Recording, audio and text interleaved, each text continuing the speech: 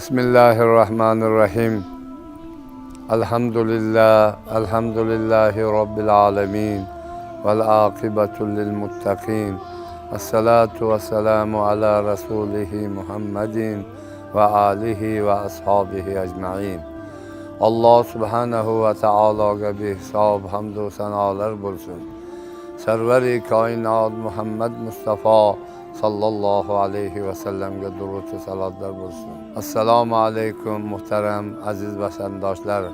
Elhamdülillah bihsab şükranalar kılamiz ki cennet mekan O'zbekistonimizdagi tinchlik, osoyishtalik, farovonlikni sharofati bilan muhtaram yurtboshimizni olib borayotgan dono siyosatlarni sharofati bilan elhamdülillah bu bir oylik mübarek Ramazon oyini ham xalqimiz juda bir ko'tarinki ruhda ulug' bir ibodatlar qilib, xayr saxovatlar qilib, chiroyli holatda bir Ramazon ro'zalarini tutib, qo'llaridan kelgancha amali solihlar qilib, duolar qilib, kechalari taroveh namozlari o'qilib, davlatimizni haqqiga, xalqimizni haqqiga duolar qildilar.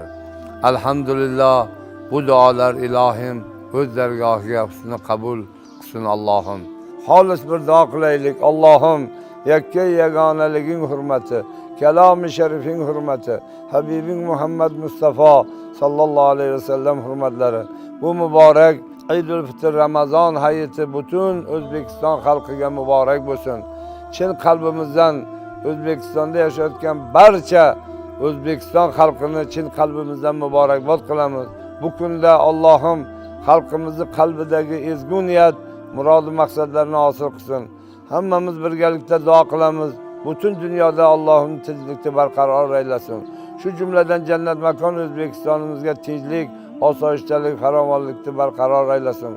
Xalqimizni sihat salomatchiligini ziyoda qilsin. Balo va balolardan asrasin. Allohim bu mana bu sinov kunlarda Allohim xalqimizga sabr toqat bersin. Bu vabolardan o'zi hifz himoyasida amon asrasin. Bemorlarga shifoi komil bersin. Mushkul tushgan bandalarning mushkulotini oson qilsin.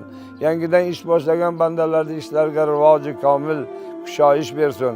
Parvardigoro, ilm istab yurgan farzandlarimizga ham diniy ham dunyoviy ilm laduniy bersin. Farzand talablarga o'g'il qizlar ato qilsin. Allohim dayroy rahmatini jo'sh qilib qator yomg'irlar berib, o't o'lanlarga Alloh barakot bersin. Qishloq xo'jalik ishlariga barakotlar bersin. Chorvalarimizga barakot bersin. Hamma ishlarimizga Alloh o'zini xayrini, fayzi futuhi barakotini ato qilsin. Allohim xalqimizning qalbidagi ezgu niyat, murod maqsadlarini hosil qilsin.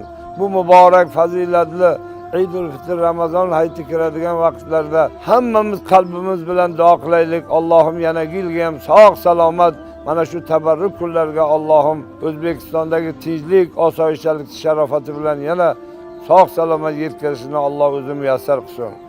Allohumma ahsin aqibatana fil umuri kulliha va ajirna min khizyid dunya va azabil axirah bi rahmatika ya arhamar.